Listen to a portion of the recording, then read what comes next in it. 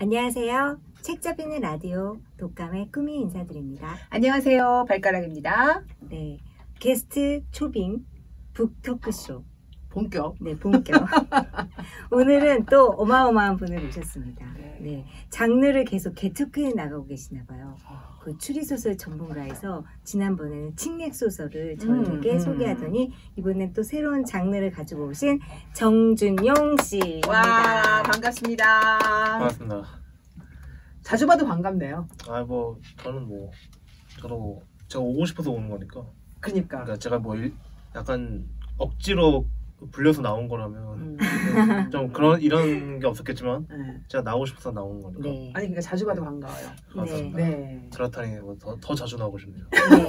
근데 책 읽는 사람끼리는 항상 이야기가 끊이질 않잖아요. 네. 그럼요. 카페에서 나가라고 할 때까지 막 음. 서로 얘기하려고 하다가 자기 읽은 책들 네. 다 잊어버리기 전에 맞아요. 잘난 척하기 위해서. 맞습니다. 그렇죠. 그래서 이런 프로그램이 정말 필요해요.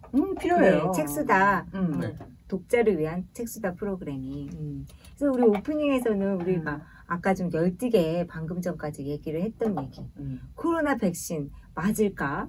어떻게 맞을까? 나라면 맞을까? 이런 생각 많이 하잖아요. 네. 그렇죠. 아니 근데 저는 사실 아까 그 약간 뉴스에서 봤는데 의료진들이 먼저 맞잖아요. 네네. 근데 이제 간호사분들께서 안 맞겠다.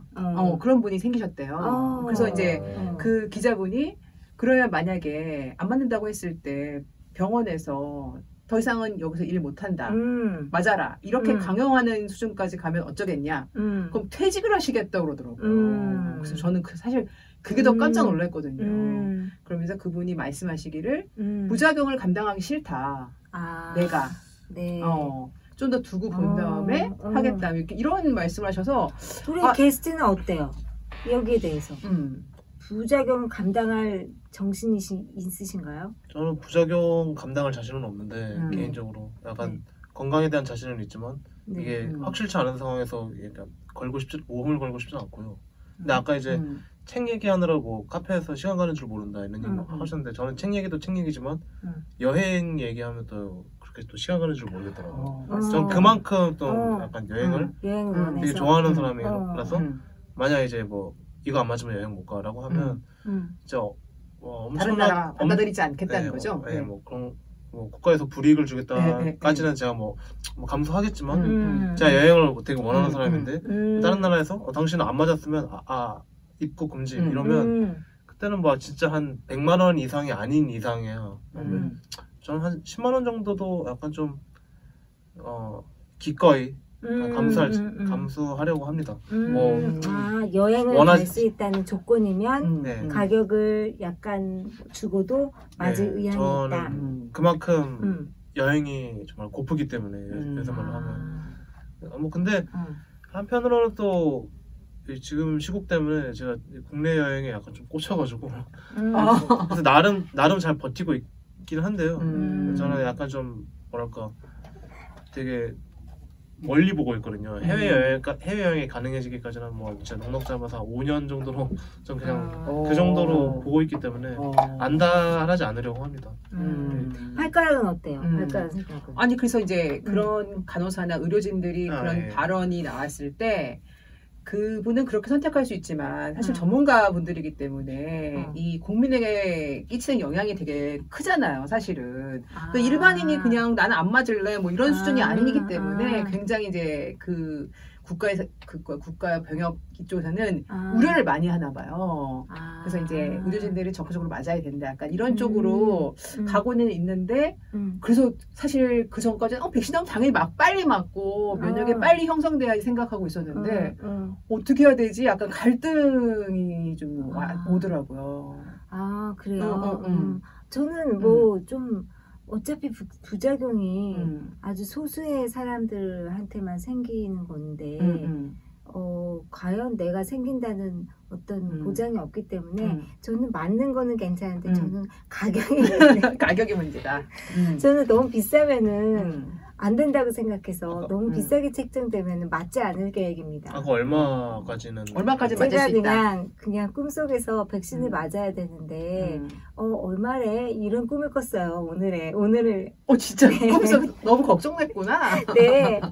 근데 꿈속에서 적정선이 12,000원이었어요. 12,000원. 네, 한 커피 2잔 정도 가격. 책 한 권 가격. 네, 책 한 권 가격. 왜냐면 이제 그래서 진짜 뭐 국가 보조금으로 생활하시는 분이나 좀 도움이 필요하신 분들은 전반적으로 다 무료겠지만 그래도 일반 사람들한테도 너무 비싸게 부과하면 우리 모두 다 코로나 때문에 힘들었잖아요. 그러니까 조금 더 상용화됐으면 좋겠다라는 생각을 했나 봐요. 제가 있는 중에. 그래가지고 꿈속에서도 국가를 위해서 5만 원이면 맞을까 속으로. 5만 원 너무 비싸. 돈도 없는데 요즘. 돈도 없죠. 네. 그러면 준영 씨는 10만 원? 또 10만 원은 괜찮다. 일단 그게 최대. 최대. 여행만 갈 수 있다면. 여행만 갈 수 있다면. 근데 저는 어쨌든 지금 여행 갈 여유가 없기 때문에. 10만 원도 쉽지 않죠. 그러니까. 상황이 여행 갈 여유가 없기 때문에. 저는 딱 중간 48,000원? 5만 원 한다고 너무 이제 신사임당이 나와야 되니까 48,000원 정도면은 맞을 수 있지 않을까. 나쁘진 않을 것 같습니다. 중간을 가겠습니다. 그리고 그거는 계속 개선이 될 것 같아요. 저는 좀 긍정적으로 보고 있어요. 백신에 대해서. 백신. 부작용에 대해서. 부작용. 네. 아니 그러니까요. 그래서 좀 그 작년까지 그러니까 올해 초까지만 해도 바람은 코로나 종식이었거든요. 네. 근데 지금은 어쨌든 올해 안에 끝나기를 올해 안에 면역이 되기를 네 그걸로 이제 희망을 바꿨습니다. 근데 제가 어제 않아요. 머리 염색을 하면서 미용사 선생님이랑 통화를 한다 이야기를 하는데 코로나가 우리한테 준 긍정적인 것도 있어요, 고객님 이러는 거예요. 그래서 뭐예요? 그랬더니 다 내려놓잖아요. 그래서 거의 막 제 머리를 이렇게 빗으면서 맨날 머리 이렇게 질 안 좋다고 구박하셨는데 이 정도도 괜찮아요 이러면서 빗이 들어가잖아요. 다 너무 내려놓으신 거 아니에요? 그래서 그런 걸 보니까 정준영 씨의 말도 막 길게 보잖아요. 부안해동하지 않고 우리도 약간 그런 넓은 마음을 가지게 된 건 아닐까 싶어요. 아니, 지금 약간 드는 생각인데 저도 약간 그런 생각 했었거든요. 1년 지나면서 이제 거의 1년 됐잖아요. 네. 그동안 너무 방만하게 살지 않았나. 건강도 챙기고 좀 집에서 있으면서 집에서의 이런 소소한 즐거움 이런 거를 좀 찾게 되지 않았나. 네, 그런 생각을 좀 했었습니다. 이게 1년 되다 보니까 저도 작년 이맘때쯤에 이제 원래 바로 다음 달에 핀란드랑 스웨덴을 여행 가기로 약간 들뜬 마음 정말 기대 부풀었는데 봄이 오면 기대 부풀었는데 안 됐죠. 못 갔죠. 입국 금지돼가지고 그것 때문에 한 3개월 정도 굉장히 울적했거든요. 네. 근데 사실 그게 대단한 건 아닌데 돈도 아꼈고 심지어 근데 사실 그럼으로써 되게 얻은 것도 있을 텐데 제가 잃은 것에 대해서 약간 좀 여름까지 굉장히 너무 빌빌거려가지고 지금은 좀 초연해진 것 같아요. 저희가 진짜 물론 이렇게 말은 하지만 그래도 막차 타고 어딘가 가서 떠나면 참 좋지 않았을 거라고 생각하지만 이것도 괜찮은 것 같아요. 우리 발가락 선생님은 막차 타고 갔다 오셨잖아요. 저 문 닫고 들어왔죠. 네. 문 닫고 딱 들어왔잖아요. 공항 문을 닫고 들어왔습니다. 제가. 왜냐하면 돌아오는 날 대구가 터져가지고. 네. 이분은 타이밍 진짜 잘 타신 분입니다. 그러니까요. 제가 마지막 운을 거기 다 썼어요. 스페인에다가. 그 이후로 운이 별로 없습니다. 우쩍 계속 우쩍 모드. 하지만 21년에는 초연 모드로 저희 다시 돌아섭니다. 아니 그리고 사실 집에 있으면서 이 책이랑 더 가까워진 것도 있어요. 맞아요. 그럼 오늘도 정말 너무너무 재밌는 책 여러분들한테 소개시켜 드리겠습니다. 자, 책 이야기로 들어가 보겠습니다.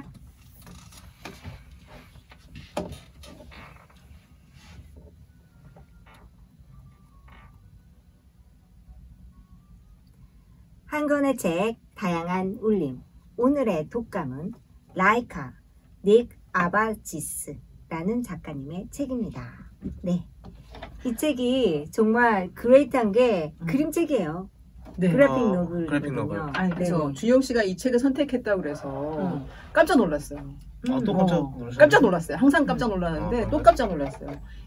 만화책을 네, 이 만화책입니다. 토크를 어떻게 펼쳐나가실지 너무나 기대가 되고 오랜만에 저도 만화책을 보니까 그림 보는 재미가 네, 쏠쏠했답니다. 네. 저도 이 책을 들고 오게 돼서 굉장히 깜짝 놀랐고요. 사실 스스로도 사실 다른 책을 들고 올 생각이었는데 또 이게 만화책이기도 하잖아요. 네네네. 근데 사실 저는 만화책을 굉장히 높게 평가하는 사람 중 한 명이거든요. 그림이랑 글이 함께 있으니까 종합 예술이라 생각하는데 좀 우리나라에서 특히 약간 좀 저평가받는 장르가 아닌가 하는 생각이 드는데 요즘 많이 올라갔어요. 많이 많이 웹툰 올라갔어요. 때문에 많이 그쵸. 올라가긴 했는데 아직까지도 좀 애들이나 보는 근데 저도 알게 모르게 그래도 여기에 들고 오기에는 만화책은 약간 조금 톤이 좀 안 맞지 않나라고 생각했었나 봐요. 아니에요. 저희는 모든 장르를 다 섭렵할 수 있는 독감입니다. 네. 이게 아까 이제 그러니까 어떻게 선택하셨어요? 왜? 근데 내용이 너무 좋으니까. 내용이 너무 좋으니까. 그러면 어떤 내용인지 잠깐 네. 살피고 네. 가보죠. 네. 제가 여기 책 소개를 담당하고 있기 때문에 네. 책 소개를 한번 해드리겠습니다. 네네. 그래픽 노블 라이카는 얼마 전에 사실은 인류의 달 착륙 50주년을 맞이하여 세상은 우주여행에 대한 화제로 떠들썩했었죠. 인류 최초로 달에 발자국 남긴 영웅 닐 암스트롱에 대한 이야기는 영화로도 개봉되어 많은 관객을 모았었는데요. 이 라이카는 그 이전으로 돌아갑니다. 닐 암스트롱 이전에 세계 최초의 우주인 유리 가가린이 있었고 그 이전에 또 다른 우주 여행자 라이카가 있었습니다. 라이카는 지구 최초의 우주 여행자라 할 수 있습니다. 하지만 라이카가 개라는 사실을 아는 순간 사람들은 깜짝 놀라게 되겠죠. 더욱이 라이카가 지구로 홀로 귀환할 수 없는 우주선에 탑승했다는 사실까지 알고 나면 더 전율을 느끼게 됩니다. 라이카는 도시의 골목을 떠돌던 어린 유기견에 불과했지만 운명적으로 지구 최초의 우주 여행자가 되었습니다. 그래픽 노블 라이카는 바로 그녀의 여행 이야기입니다. 그녀죠, 그녀. 네.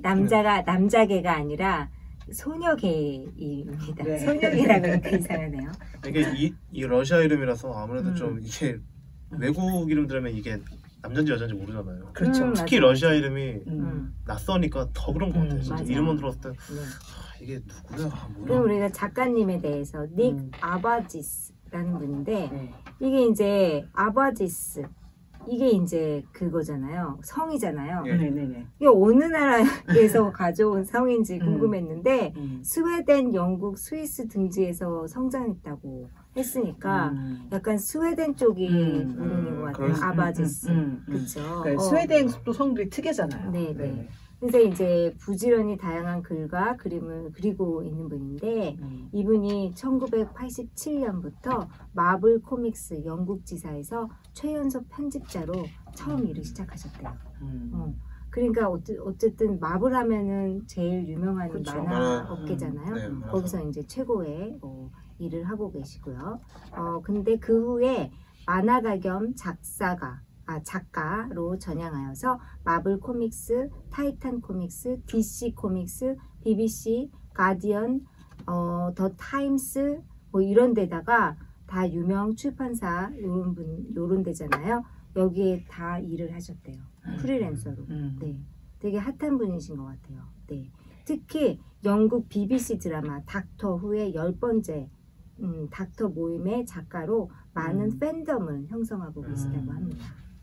그래서 저는 보통 글하고 그림이 다른 사람인데 이 사람은 아바지스, 닉은 같은 사람이 다 그린 거예요. 그러니까 너무 대단한 것 같아요. 그렇죠. 진짜. 흔치 않죠 사실. 사실 그런 책이 제일 완성도가 높기는 하죠. 대단한 거죠. 예를 들면 영화 감독이 각본까지 쓰면 더 완성도 있는 거죠. 네, 그렇죠. 그래서 너무 좋았던 책이었어요, 저는 개인적으로.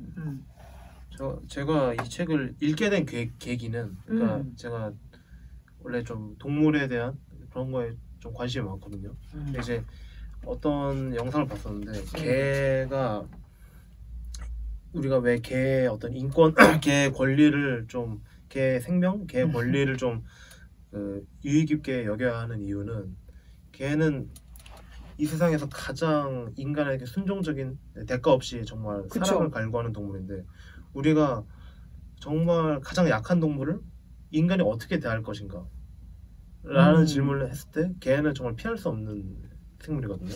이 개를 대함으로써 그 사람의 인격을 볼 수 있다고도 하고 그리고 우리가 개를 어떻게 다룸으로써 우리보다 약한 존재를 어떻게 대하느냐 어떻게 배려하느냐 또 엿볼 수 있다고 해요. 그래서 우리는 좀 더 개를 이렇게 가볍게 여겨서 안 된다.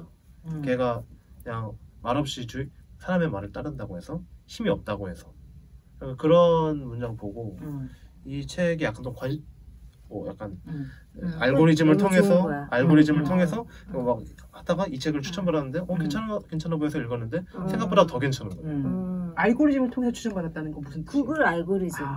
그래서 추천 시스템 있잖아요. 그렇죠. 저는 일단 개 하면 일단 좀 한 번 더 눈길이 가는 사람이라서 개가 나오는 소설이라고 만화라고. 요즘 그런 놀이 많이 하잖아요. 유튜브 알고리즘 통해서 몇 번째로 내가 좋아하는 노래가 나와요. 맞아. 그런 거 맞아. 추천한 노래 중에 내가 몇 번 클릭해야 내가 진짜 원하는 컨텐츠가 나오나 이런 거 막 혼자 놀고 그러는데 딱 이제 라이카도 정준영 씨가 추천받은 구글이 추천해준 책이었네요. 알고 봤더니. 자, 그럼 우리 이 책에 대해서 말해봐. 한 줄로 말해봐. 시간을 가져볼게요. 네. 한 줄로. 이제 저번에 경험하셨으니까 뭐 저희가 어떤 식으로 노는지 아시죠? 알죠. 지난번 영상도 좀 참고하고 네네네. 발가락. 그 만화책 뭐야? 만화책인지 알겠지? 그림이 딱 있으니까. 이거는 우주로 날아간 최초 생명체 라이카가 하늘에서 냉전시대의 인간의 이기심을 비웃고 있는 책이야. 저 너무 이걸 카톡으로 보내줬는데 발가락이 너무 좋은 거예요. 로그라인이. 그래요? 네. 라이카가 진짜 거기서 오랜 못 살았지만 인간을 비웃으면서 죽었을 것 같은 생각이 좀 들었어요. 너무 좋았어요. 꿈이. 이거 무슨 책이야? 여기 라이카라는 개가 보이잖아. 정말 가장 역사적인 개 죽음 사건을 그렸어. 역사적인 개 죽음. 네. 그래서 우주로 왜 라이카랑 개가 날아갈 걸까? 그 모든 사건의 전말이 이 책 안에 들어있어. 역사지, 역사. 역사적인 개 죽음. 좋네요, 이것도. 이렇게까지 준비 못했는데. 그래도. 거의 또 준비해요. 지금 하면 되지. 네. 한마디로 정리해주세요. 네. 이 책은 개에 대한 만화책입니다. 하지만 개를 좋아하는 사람은 좀 각오를 하고 읽으셔야 할 것 같습니다. 각오. 왜 울어가지고? 그쵸? 일단 슬픈 대목이 있죠. 네. 개를 저는 키워본 적이 없고 개에 대한 어떤 상호작용성이 없는 사람이라 좀 읽으면서 객관성을 유지했나 봐요. 그것도 발가락은 어때요? 개에 관한 평소 태도가? 저는 사실은 이 라이카를 이 그림책으로 먼저 접했어요. 어머. 이민이 글그림 라이카는 말했다. 이 라이카는 말했다라는 이 그림책을 이민희 작가님도 그러니까 우주에 대해서 공부를 하시고 이 책을 쓰셨는데 이 책에서는 이제 찾아보시면 다들 아시겠지만 귀여워요. 네, 앞에는 이제 이렇게 우주선을 타고 날아가는 그림이 있고 뒤쪽으로 가면은 이렇게 생긴 외계인들을 만나게 됩니다. 조금 더 상상력을 발휘하셨구나. 네. 그래서 이제 우주인들과 만나가지고 이 라이카는 지구의 대표, 지구의 대표성을 띠고 외계인들과 만난다. 그래서 이제 어쨌든 살고 있다. 이런 식으로 이제 이 그림책이 전개되거든요. 이 책을 먼저 만나고 이 책을 만나니까 좀 더 이 죽음보다는 이 라이카가 어떤 울림을 주지 않았나 사람들에게. 맞아요. 그리고 이제 중간에 이제 이 서기장 첩보부 대장 이 사람이 얘기를 하잖아요. 너는 가장 유명한 개가 될 것이다. 네네네. 그렇네요. 네, 그래서 그 말대로 됐죠. 네네. 그래서 조금 슬프다기보다는 좀 정확한 시기가 1957년 10월 4일이네요. 그렇죠? 네. 아니군요. 1957년 11월 7일이네요. 그쵸? 아, 11월 서양역으로. 네, 서양역으로는 네. 러시아도 러시아 달력이 네, 있으니까. 네, 러시아 달력이 있어서 그래서 이제 준영 씨는 어쨌든 그 안타깝고 그런 기분이었고 꾸미는 객관적인 그런 기분이었지만 저는 좀 운명적인 기분이었어요. 아, 운명적인 기분. 네. 라이카의 운명에 대해서 네. 생각하는. 네. 이쪽은 약간 휴머니스트, 나는 과학자, 이쪽은 약간 점쟁이, 철학자. 철학자 이런 느낌. 철학적으로. 네네. 그런 어떤 스탠스로 오늘 이야기를 네. 해보면 좋을 것 같네요. 네. 그럼 우리 본격적으로 얘기 나누기 전에 노래 한 곡을 들을까요, 준영 씨? 네. 어떤 노래 신청하시겠어요? 저는 이게 짙은이라는 짙은이라는 가수분이 부른 문이라는 노래입니다. 달이란 뜻인데 뭐 다들 알다시피 근데 네. 달이라서 그 곡을 선곡한 건 아니고요. 이 가사가 좀 잘 들어보면 되게 오묘해요. 이 내용이랑 같이 연동해서 들어보면 왜냐하면 이 개가 사람한테 말한다고 생각하고 가사에 집중하시면 이게 약간 좀 우리가 약간 개를 평소에 어떻게 생각하는지 약간 그런 식으로 유념해서 들으면 약간 좀 남다른 울림이 있는 네. 그런 곡이더라고요. 가사를 음미하면서 들어보겠습니다. 네.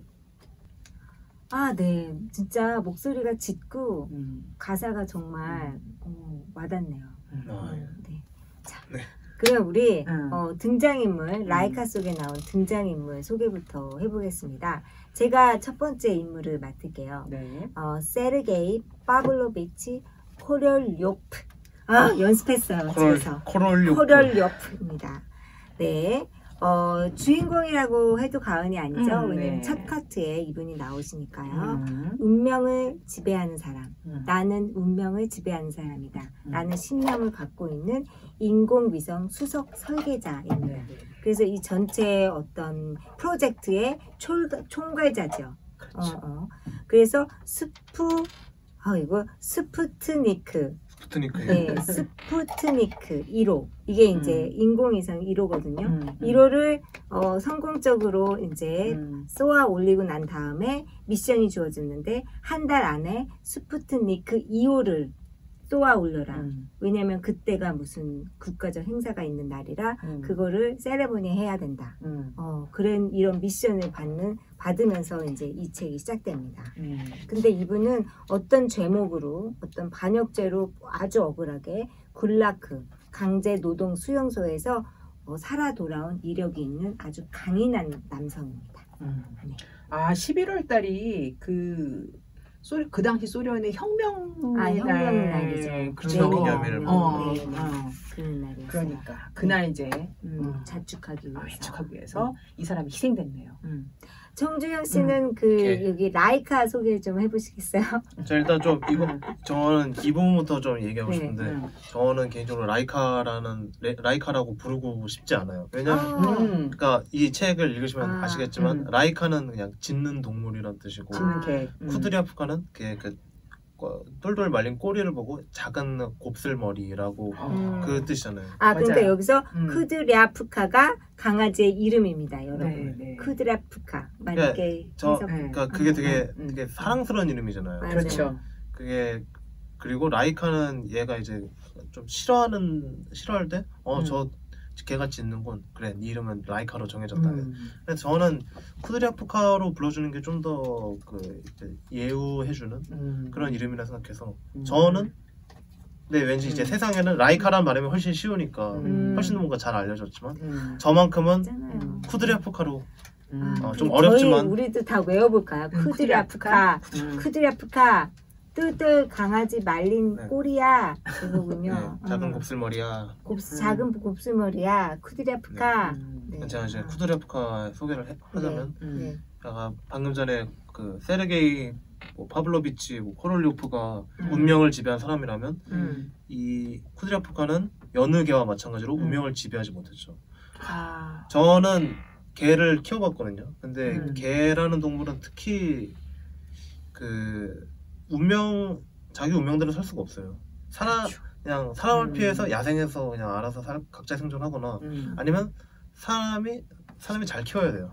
그 두 개밖에 없어요. 제가 키워본 바로서는 되게 어떻게 보면 되게 굴욕적인 삶이라고도 생각하는데 근데 어쨌든 걔는 사람을 좋아하니까. 뭐 근데 어떻게 보면 되게 희생만 있었고 아까 그 로그라인처럼 개죽음 당하긴 했는데 참 인간의 입장에서 참 많은 어떤 감정을 피우게 하는. 근데 얘 입장에서는 약간 좀 그조차도 좀 어처구니 없이 느껴질 수도 있죠. 그럴 거면 이러지도 말든가. 사실 이렇게 이 책에서만큼 이 쿠드리아프카야의 삶, 네. 태어나서부터 어디를 거쳐서 이렇게 왔는지를 이야기한 책은 없죠. 보통은 그 로켓에 쏘아 올려서 날아갔다가 끝인데 작가가 만들어낸 거잖아요. 그렇죠. 그 전에 삶은 완전 만들어낸 거죠. 얘가 어떻게 잡혔는데. 근데 그 부분이 뭔가 과장되지 않고 그러니까 재밌었어요. 그러니까 중간중간에 환상적인 구간은 있었어요. 분명. 얘가 친구를 사귀어서 뭐 도망친다거나 얘가 그 첫 번째 주인과 해서 뭐 하늘을 나눈 꿈을 꾼다던가 이거는 약간 좀 만화적 과장이긴 하죠. 근데 그런 부분에 오히려 이 작품을 약간 좀 우아하게 그렇죠, 만들어줘요. 그렇죠. 제가 말씀드리고 싶은 게 바로 좋았어요. 그거였어요. 네. 저도 이제 뒤의 이야기는 사실은 이렇게 어떻게 보면 그 다른 사람들에 의해서 좌지우지되는 네. 그런 쪽에 약간 포인트가 있는데 앞쪽에는 오로지 얘를 주인공으로 해서 얘 삶을 얘기해주지 않았나. 그래서 이 책의 좋은 점은 사실 이 전반부였던 것 같거든요. 그의 일생이 이렇게 포커스가 된 책이 별로 없는데. 그렇죠? 그리고 이거는 좀 이것도 되게 얘기하고 싶은 부분인데 나중에 미루면 약간 기회가 없을 것 같아서. 문제 파악했어 다. 미루면 안 돼. 생각날 때 다 얘기해야 돼. 이게 쿠드리아프카가 약간 좀 되게 유명해진 게 얘가 지구 주위를 이렇게 오래도록 돌다가 마지막에 안락사 돼서 죽은 걸로 알고 있었는데 저는 이 이야기를 처음 들었을 때 엄청난 그 인간의 엄청난 잔인함을 느꼈어요.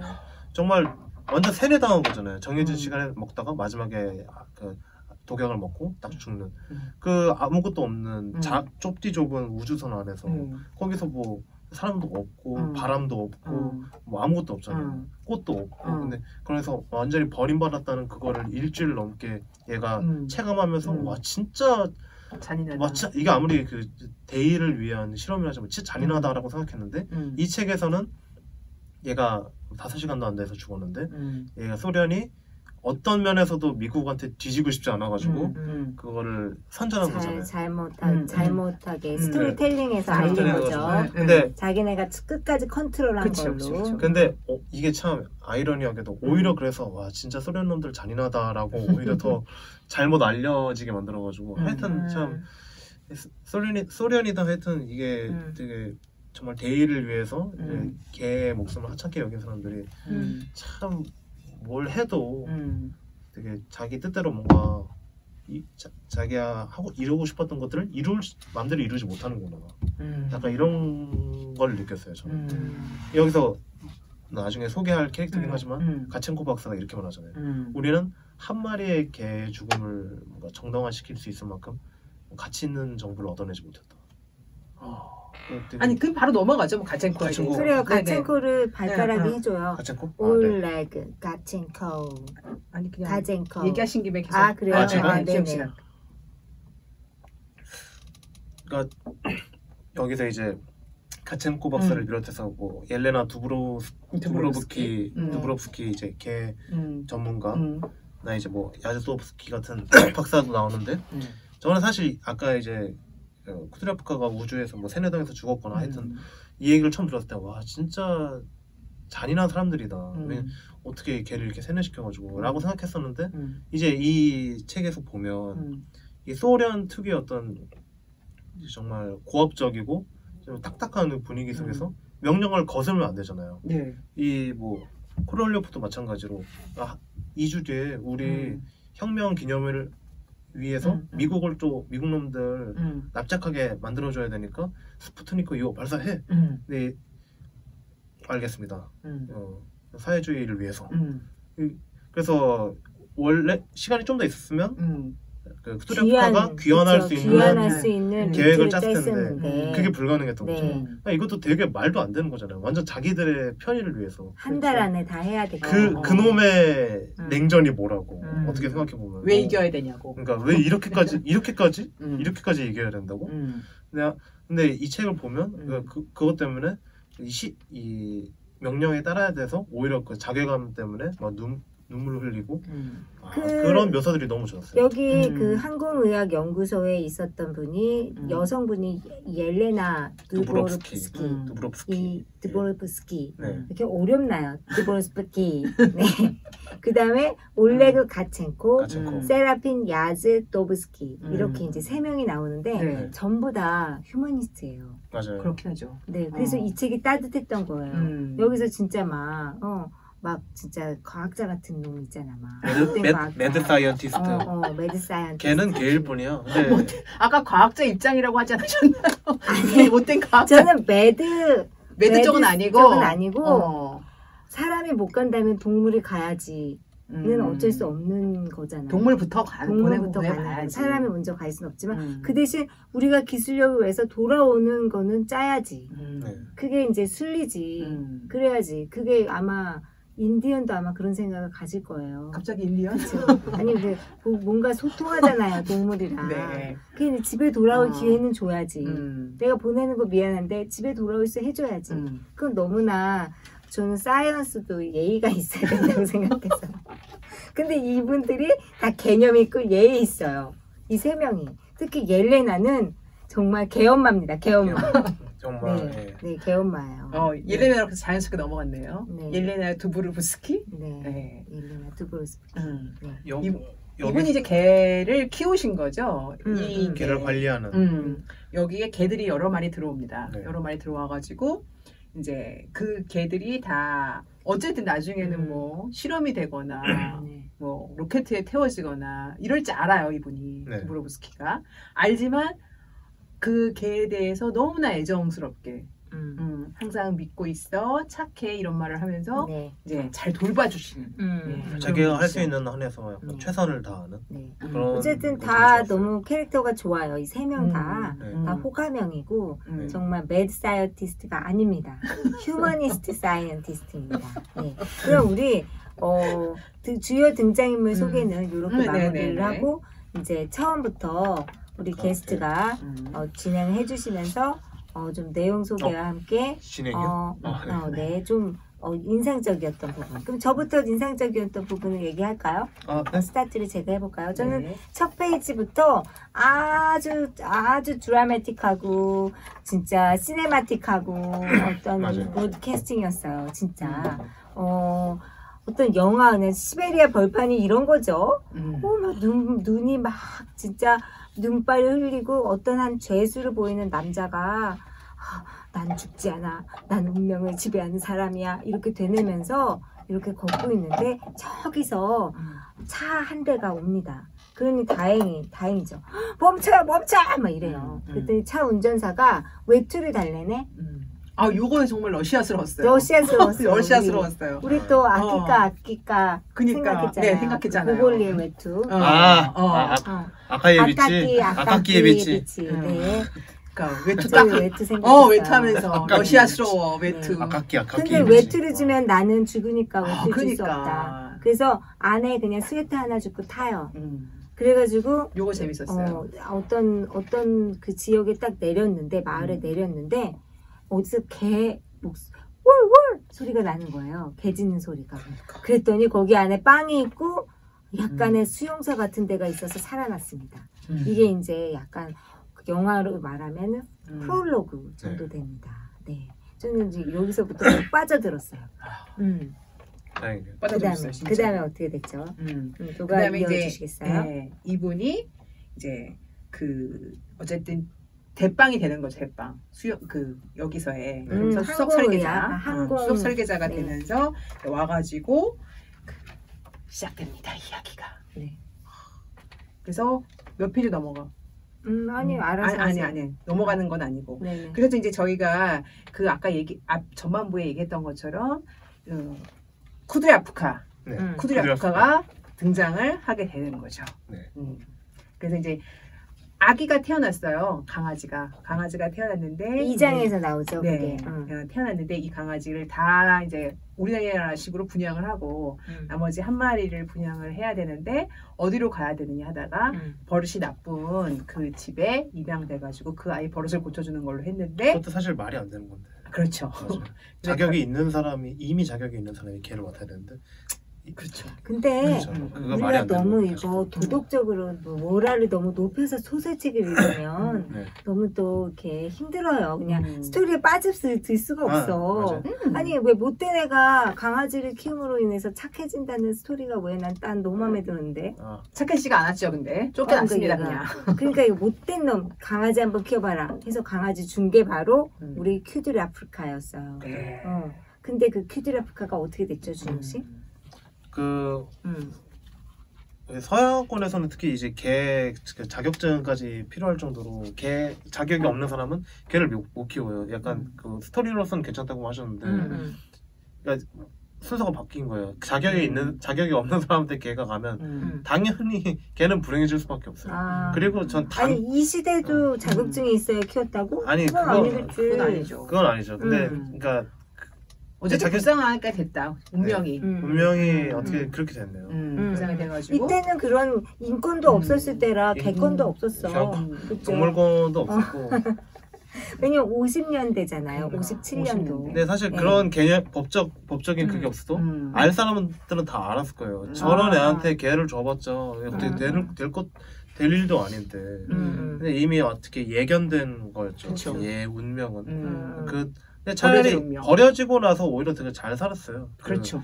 그 시장에서 그렇게 어처구니 없이 잡히는 일이 없었더라면 끝까지 친구랑 잘 살았을 거예요.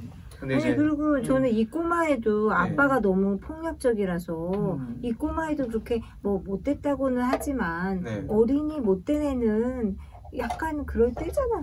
그러니까 어떻게 악한이 아니지. 어떻게 보면 이 그 꼬마애한테는 그 개가 아니라 이 부모님의 사랑이 오히려 더 필요하다고 생각하거든요. 근데 부모님이 자기 어떤 책임은 하지 않고 개를 던져주면서 네가 알아서 잘. 그래서 거기 나오잖아요. 어떤 애가 친구가 너 이렇게 걔한테 사랑을 안 주니? 그랬더니 사랑을 받아봤어야 알지. 그렇지.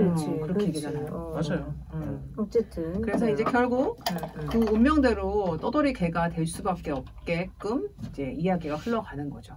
그래서 이제 떠돌이 개가 됩니다. 그렇게 좀 약간 성격이 이상한 개 잡는 사람한테 잘못 걸려가지고 개도 참 이상해요. 아니 그쵸? 옛날에 러시아의 사람들은 길거리에 다니는 개를 잡았나 봐요.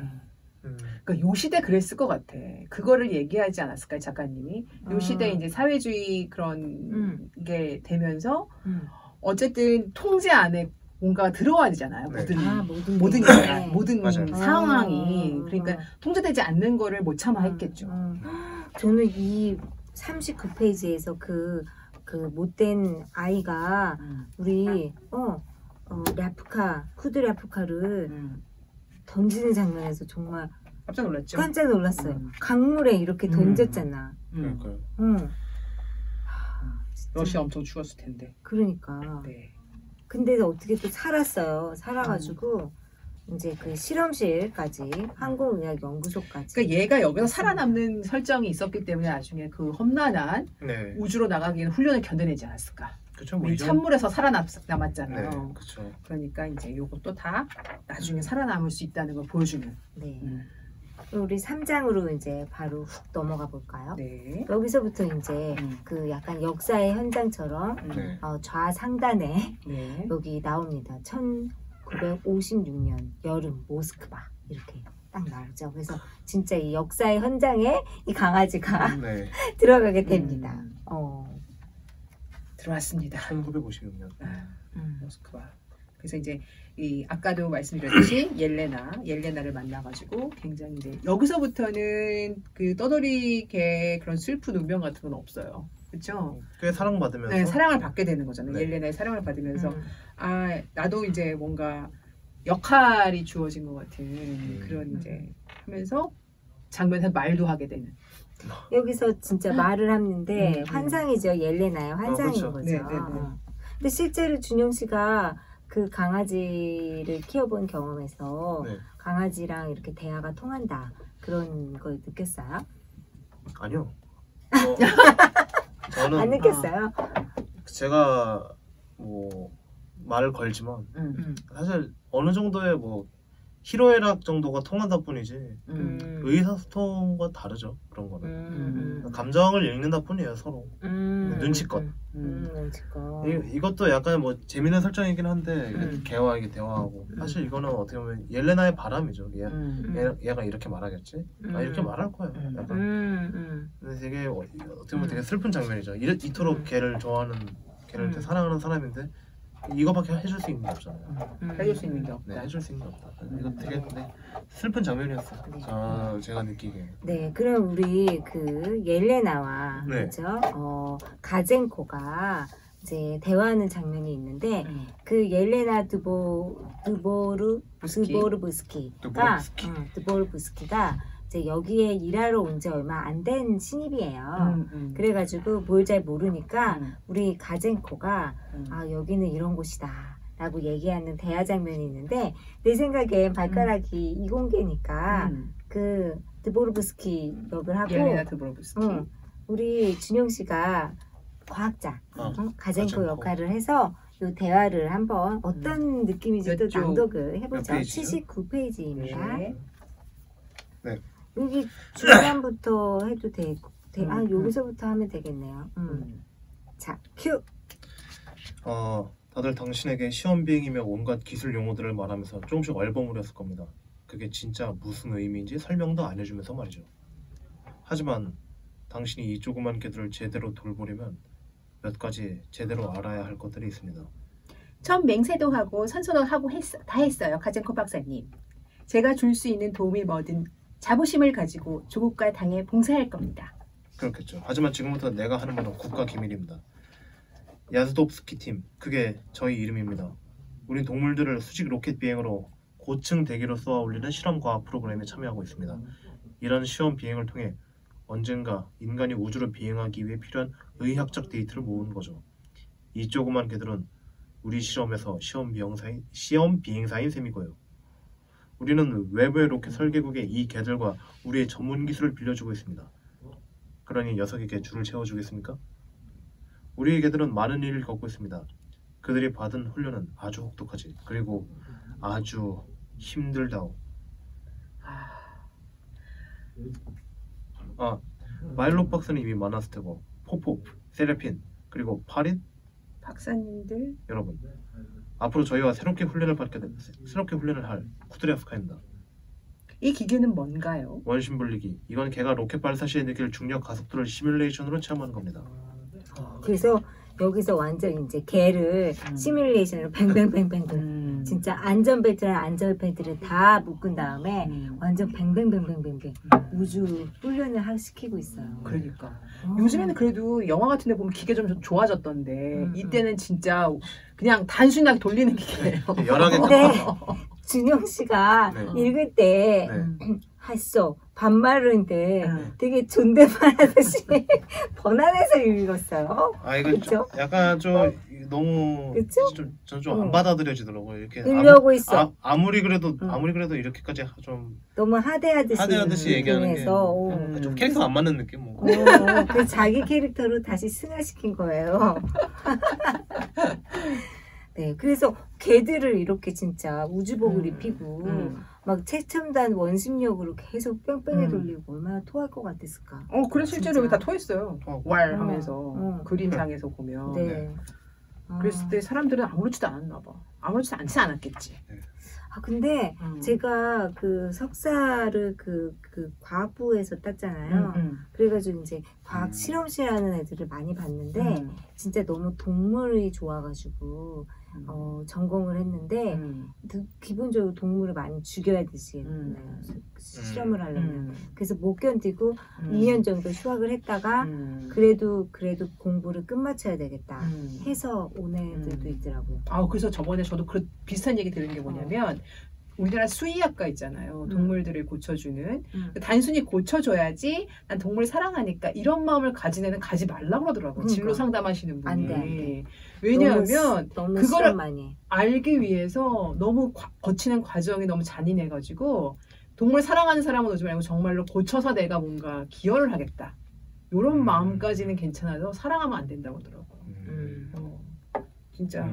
그래서 이 엘레나가 힘든 그렇죠. 거예요. 엘레나가 힘든 거죠. 자, 그러면 아까 라이크라는 이름을 얻게 된 그 장면이 어떤 시츄에이션으로 우리가 그 유명한 강아지 우주로 처음 비행한 강아지 이름을 127쪽인가요? 얻게 됐는지 127페이지를 한번 읽어볼까요? 네. 뭐 어디서부터 읽어야지 좋을까? 여기서부터 읽으면 깽깽깽 하면서부터. 네네. 그 라이카는 꾸미님이 하기로 하셨으니까. 네네. 지금 어떤 상황이냐면 주인공 굴라크에서 살아 들어온 세르게이 파블로비치 코롤요프가 강아지 우주로 데려갈 강아지를 선별했어요. 이제 선별하러 온 상황입니다. 그러면 제가 먼저 강아지 역할을 할게요. 네. 기다려볼까? 왈왈 깽깽 와우 구절파 쉿. 녀석이 까칠하고. 왈왈 평소에는 아주 차분하답니다. 그래요? 사실이에요. 죄송합니다. 보통 이러지 않는데. 왈왈 짖는 개로 알려주고 싶은 거야? 그래. 앞으로 그렇게 불러야겠군. 그래, 녀석도 자기 이름을 알잖아. 멈췄어요. 녀석의 새로운 이름, 짖는 동물, 라이카. 알비노와 무카가 너희 후보 개들이 될 거야. 라이카. 착하지. 이런 느낌. 그래가지고 우리 쿠드랴프카가 라이카가 됐어요. 네. 그래서 라이카 이름을 이제 개들이 이름 바뀌면 자기 아이덴티티를 모를 텐데 그렇지 않나? 그쵸. 그것도 적응이 쉽지 안 될 것 않은데. 같은데. 근데 이제 보통은 그렇겠지만 이 옐레나가 중간 역할을 되게 잘한 것 같아요. 라이카로 이름이 바뀌었지만 계속 이제 돌봐주는 사람은 똑같잖아요. 그러니까 그렇죠. 자기 이름을 점점 알게 되는 거. 네. 근데 그 데려간 세르게이 코를로프도 라이카를 되게 예뻐하고 라이카랑 막 이렇게 그 대화하는 장면이 있는데 저희 세 명이 이 부분이 다 좋았다. 명장면이다. 해서 이 부분은 또 우리 정준영 박사님이 네, 한번 읽어보시죠. 네. 그래 라이카, 내가 사실은 널 보러 여기 온 걸 너도 알 거다. 자유롭게 달리는 대신 우리에 갇혀있게 해서 미안하다. 근데 나도 한때 죄수였단다. 마치 아주 오랫동안 우리에 갇혀있었던 느낌이야. 스탈린의 신복들이 한밤중에 들이닥쳤고 난 미사일과 로켓 연구를 방해한 혐의로 기소됐지. 그들은 내가 내 목숨과도 같은 일을 망쳤다는 혐의를 씌웠어. 그 거짓말쟁이 글루시코놈이 하는 말만 듣고 정말로 터무니없는 일이었지. 그러고는 재판도 없이 조사도 없이 말 한마디도 못한 채 그들은 나를 지옥으로 보냈어. 지옥은 불구덩이가 아니야. 몹시 춥지. 지옥은 희망까지도 꽁꽁 얼려버린다고. 난 그 지옥이 계속 내 뒤를 따라다닐 거란 두려움에 아무에게도 그곳 얘기를 한 적이 없어. 날 집요하게 따라다니지. 무슨 말인지 이해하겠니? 어떻게 이해하겠니? 넌 개일 뿐인데. 그래도 넌 크게 소리를 냈지. 결정적인 순간에 말이야. 왜지? 어쩌면 운명일 거야. 무엇이 나를 그 지옥에서 버티게 한 건지 모르겠어. 그저 운명을 믿으려고 노력했지. 그리고 마침내 나는 다시 모스크바로 소환됐어. 내가 쓸모가 있을 거라는 생각을 한 게지. 굴라크에서 걸어 나왔을 때 나는 굶주려 있었어. 영하 50도의 매서운 날씨였지. 난 망상에 사로잡혀서 마치 천사가 내 길을 밝혀주는 것만 같았어. 난 곧 내가 죽을 거라고 생각했지. 근데 그런 날 뭐가 구했는지 알아? 개가 짖는 소리를 들었던 거야. 그 소리를 따라간 곳엔 빵 한 덩이가 눈속에 덩그러니 놓여있지 뭐야. 그리고 그 소리는 나를 다시 따뜻한 잠자리로 안내했어. 나는 먹고 자고 그리고 살아남았지. 기적과도 같은 일이었지. 그때 난 개가 짖는 소리를 무시해서는 안 된다는 걸 배웠지. 네가 내게 말을 건 거야. 이번엔 내가 너에게 영예를 안겨주마. 모두가 네 이름 라이카를 알게 될 거야. 그거 알아? 그 비열한 인간 쓰레기들. 그들은 아주 최근에 내 원심 판결을 파기했지. 내 신분은 가석방된 범죄자는 다름없었어. 내가 아직도 그 죄수 같은 느낌을 받는 건 그 때문이겠지. 내가 앞으로 네가 할 일에 대해서 사과하마. 난 꼭 해야만 해. 만약 진짜로 성공한다면 난 마침내 자유의 몸이 되겠지. 그리고 너도 그렇게 될 거야. 넌 이 지구상에 있었던 그 어떤 생명체보다 더 멀리, 더 오래, 그리고 더 높게 날게 될 거야. 나로 운명을 지배하는 사람. 그리고 넌 역사상 가장 유명한 개가 될 거다. 그렇게 됐네요. 그렇게 됐죠. 하지만 살아 돌아오지 못했다는 거. 그렇죠. 그랬어. 근데 진짜 뭔가 빙의 됐나 봐요. 그 과학자로 빙의 됐어. 살아 돌아오는 과학자로. 그렇죠. 자기는 명예와 모든 걸 다 이 강아지한테 다 걸었어요. 근데 약간 좀 저도 약간 생각해 보니까 운명을 지배하는 사람이라고 했지만 이 사람 기껏 얻은 어떤 서기장한테 와서 얻은 신뢰를 잃고 싶지 않았던 거잖아요. 그렇죠. 그래서 이 사람 알잖아요. 2주 뒤에는 말도 안 됩니다. 2달만 주세요라고 할 수 있는데 그 신뢰를 약간 물들었을 때 한 달 2주가 아니라. 어쨌든 물들었을 때 노를 져야 되니까. 그래서 알겠습니다. 하겠습니다. 한 게 자신은 운명을 지배했다고 생각하지만 제가 봤을 때는 운명 계속 지배 당하고 있어요. 이 사람. 계속 지배 당하고 있어요. 자기 의지가 아니고. 뭐 자기 의지 어쩔 수 없는 건데 좀 그렇죠. 당시의 어떤 시대상 때문에 어쩔 수 없는 부분이죠. 운명을 지배 당한다기보다는 그 사회주의에 그냥 끌려간 거죠. 자기의 의지도 거기에 맞춰서. 그걸 모르고 있다는 게 또 어떻게 보면 그것도 이 사람들 참 뭔가 좀 안쓰러워요. 그래서 더 약간 좀 읽다가 몰입하게 되는 그런 거 같네요. 그러니까 일종의 정신 승리법인 거죠. 뭐 그런 그렇죠, 환경의 맞아요. 동물이기 때문에 뭐 우리가 뭐 부처님 손바닥 안에 있어 이런 말로 좀 환유도 되지만 어떤 그 사회 안에서 그 시스템 안에서 돌발을 할 수가 없잖아요. 그렇죠. 우리가 근데 그냥 하루하루 살아남는 것만으로도 이 사람은 대단하게 살아남으로 돌아온 거죠. 대단한 사람이죠. 대단한 사람이고 이 강아지도 어떻게 보면 되게 인격체로 대한 느낌이 들어요. 너를 가장 유명한 개로 만들어 주겠어. 그리고 나는 명예를 회복하겠어. 나는 운명을 지배하는 사람이야. 와, 정신승리법이네요. 그렇죠. 그런 게 필요하죠. 삶을 살아가는데. 그렇죠. 아무튼 인간의 이기심이라고 볼 수가 없죠. 그래서 근데 이 생겼어요. 프로젝트가 라이카를 굉장히 유명하게 만들었다고는 하지만 사실 실질적인 그렇게 메리트가 있다고는 안 나왔어요. 그렇죠? 그렇죠. 그 어떻게 나왔죠? 마지막에 우리 그 부분을 한번 뭐 발가락이나 정준영 씨가 한번 읽어주시겠어요? 실제로 이게 어땠는지 회상신으로요. 올레그 게오르그비치 가젠코가 맨 마지막에 쓴 글입니다. 실제로 한 말입니다. 동물들과 일하는 것은 우리 모두에게 고통의 근원과 같다. 우리는 동물들을 말 못하는 아기처럼 다룬다. 시간이 지나면 지날수록 미안한 마음이 커져간다.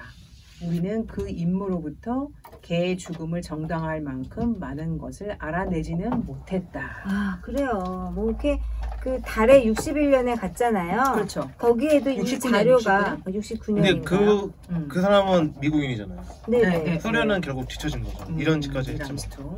네네. 이런 것도 아니 유리 가가린. 네, 유리 가가린 61년에 먼저 갔죠. 네. 유리 가가린. 네. 유리 가가린 갈 때도 별로 큰 기여를 하지 못한 거죠. 네. 이 개가 죽은 게.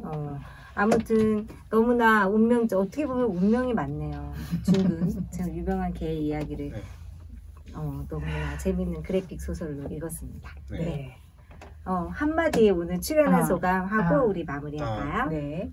이게 가첸코 박사 말도 있었지만 어떤 이 실험에 참여했던 과학자가 나중에 죽으면 그 천국에 가서 쿠드레프카한테 미안했다고 말해주고 싶다고. 근데 이게 사실 이런 시대 분위기나 어떤 흐름 때문에 어쩔 수 없이 희생돼야 하는 사람도 있는 법이라고 생각해요. 대의라는 것도 있으니까. 근데 그렇죠. 사실 우리가 이런 사건들을 통해서 앞으로는 좀 다르게 살아야지. 그렇지. 뭔가 좀 파이팅하면서 그래도 좀 같은 실수를 되풀이하지 말자. 약간 이런 식으로 약간 재해석하고 약간 리마인드하고 그러게 약간 어떻게 보면 인간의 장점이라고도 생각해요. 저는 물론 그렇다고 해서 쿠드리아프카의 죽음이 뭐 정당한 그렇다고 뭐 미화돼서 안 된다고 생각하지만 그래도 되게 이 작품 되게 그런 의미에서 굉장히 의미 있는 만화가 아니야 작품이지 않았나.